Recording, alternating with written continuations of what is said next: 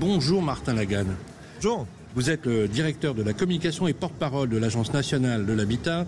Merci beaucoup pour répondre à nos questions. On va parler d'abord de France Rénovation, bien évidemment, France Rénov. Est-ce que l'ANA est un atout majeur pour la rénovation des Français? Est-ce que vous pouvez nous dire juste quelques mots sur la mission qui vous a été donnée par le gouvernement? Alors l'ANA, c'est l'opérateur du ministère du Logement pour intervenir et améliorer l'habitat privé. Donc on est à la fois aux côtés des collectivités locales pour les accompagner dans la mise en place d'une politique locale de l'habitat, pour apporter une réponse sur mesure aux besoins de chaque territoire. Et on est aussi aux côtés des ménages pour les accompagner dans leurs projets de rénovation de leur logement. Et pour cela, on a mis en place France Rénov, qui est le service public de la rénovation de l'habitat, qui est une information et des conseils neutres et gratuits à destination des propriétaires.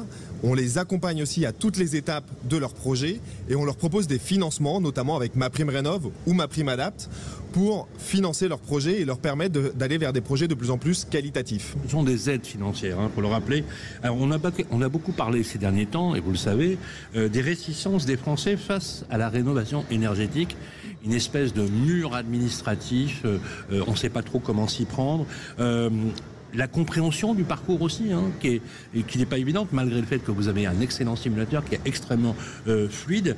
C'est un peu d'ailleurs schizophrène, parce qu'on se dit à la fois, effectivement, c'est assez simple d'aller sur votre site, et c'est compliqué de trouver des informations.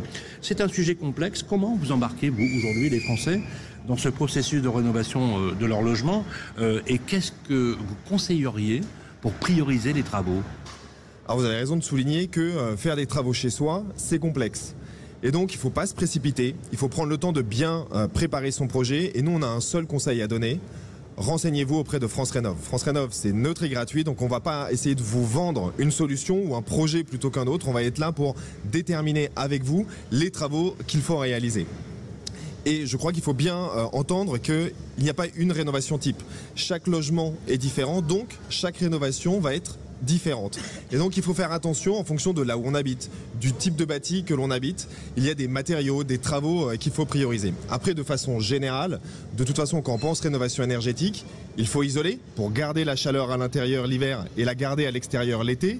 Il faut, si possible, aller vers des modes de chauffage décarbonés, donc pour sortir des énergies fossiles. Et ensuite, il faut penser ventilation pour garder un air sain dans son logement. Extrêmement clair. Le budget de MaPrimeRénov, c'est la principale aide disponible qui avait été d'ailleurs un peu rabotée début 2025. Vous avez publié les chiffres du premier trimestre 2025 qui confirment quand même une meilleure dynamique. Est-ce que c'est une bonne nouvelle ? C'est une excellente nouvelle. Il y a une chose à retenir, c'est que sur la rénovation d'ampleur, c'est-à-dire la rénovation globale qui permet vraiment des gains significatifs de confort, celle où pendant 5 ans on nous a dit ça ne décolle pas, ça ne marche pas, c'est trop compliqué, les Français ne veulent pas y aller, là aujourd'hui ça marche. Les Français y vont de plus en plus, ça veut dire que grâce aux aides de l'ANA, grâce à l'accompagnement de France Rénov, on va vers des projets de plus en plus qualitatifs, qui sont bonnes pour la planète, qui sont bons pour les ménages, qui sont bons pour le portefeuille des ménages.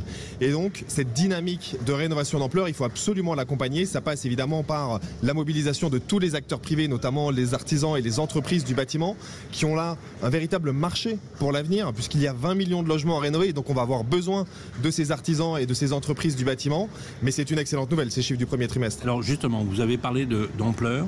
On a souvent parlé à la télévision, dans les débats, gestes de monogestes, d'ampleur.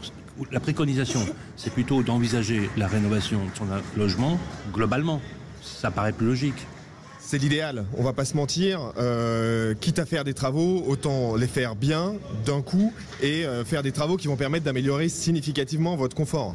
Après, le problème c'est que tous les ménages ne peuvent pas ou ne veulent pas le faire, et donc il faut proposer des solutions pour tout le monde. Et c'est pour ça qu'on finance la rénovation par geste, mais aussi la rénovation d'ampleur.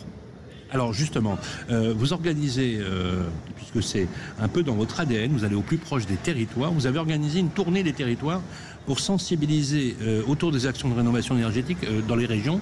C'est intéressant parce que nous aussi, on est en train de mener un tour de France. On devrait d'ailleurs s'y retrouver sur les routes de France. Eh oui. C'est un dispositif itinérant de 2 maisons mobiles, des petites maisonnettes, jusqu'à fin 2025. Alors attendez un peu, attendez. Des maisons mobiles, vous faites comment pour les transporter? Elles ressemblent à quoi?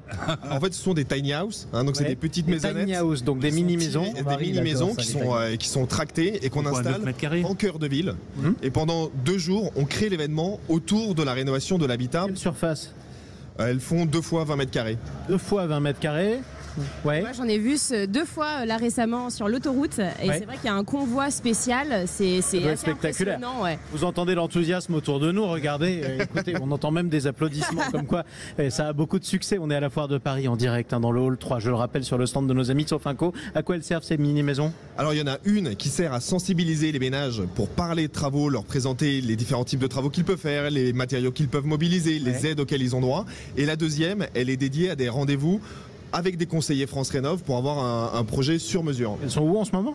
Alors elles étaient à Salon de Provence, aujourd'hui elles sont à la foire de Paris, c'est un peu l'équivalent de ce qu'on a, et après elles repartent à Pau, à Sarlat, à Villefranche-de-Rouergue. Elles vont partir partout en France, dans des grandes villes, des petites villes, on va dans la ruralité, dans des zones périurbaines, c'est assez fantastique. Vous avez mis une radio dedans où on capte Sud Radio, hein, parce que dans toutes ces villes on est diffusé. Hein. Sylvain m'a déjà glissé l'idée, on y réfléchit. Voilà, Sylvain. Vous avez vu, hein, ça marche bien quand même. Eh oui. Voilà. Alors justement, pour vous, c'est important d'aller au contact des Français. C'est pas uniquement un show dans les régions, c'est d'aller au plus proche des préoccupations.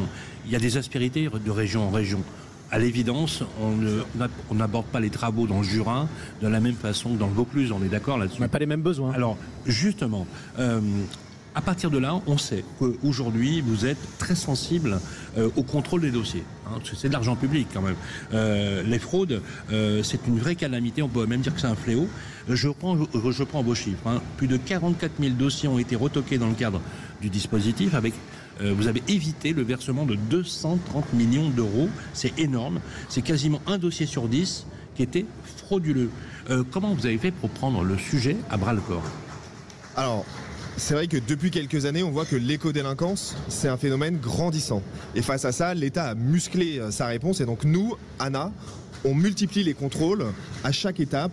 Au moment où vous déposez votre dossier, au moment où vous demandez le paiement, y compris quand vous avez fini vos travaux, on peut aller faire des contrôles sur place. Donc on multiplie les contrôles pour à la fois sécuriser l'argent public, vous avez raison de le dire, sécuriser le parcours des ménages qui peuvent être victimes d'escroquerie, mais aussi sécuriser les entreprises dont l'identité peut être usurpée. Et donc ces contrôles, il faut avoir conscience qu'elles vont venir perturber le parcours des ménages parce qu'on va demander des pièces justificatives complémentaires, on va demander des rendez-vous sur place pour faire des contrôles, etc. C'est quand même désirritant pour les ménages, mais c'est essentiel pour préserver la confiance. Parce que si demain les ménages perdent confiance dans le système public de versement d'aide, on va casser la dynamique. Et donc tous ces contrôles, ils sont nécessaires et ils portent leurs fruits. C'est quand même désespérant parce que ça veut dire que tous les arnaqueurs qu'il y a dans ce pays nous poussent à devoir faire encore plus de corvées administratives. C'est vrai, mais en assainissant le marché aujourd'hui, en multipliant les contrôles, on va finalement sécuriser le marché pour les acteurs qui sont de qualité, et il y en a énormément. Sans que ça impacte les bons, parce que bien évidemment, l'écrasante majorité, ce sont des très bons artisans, des très bons opérateurs. Il faut rappeler aux Français qu'on aime nos artisans. Et dans le sondage IFOP Sud Radio, on a mis le point, après la confiance des mairies, ce sont les artisans que préfèrent les Français en termes de confiance. C'est normal, hein, c'est votre couvreur, c'est votre maçon, c'est votre plombier, votre chauffagiste. Il faut regarder aussi celui qui est reconnu garant de l'environnement.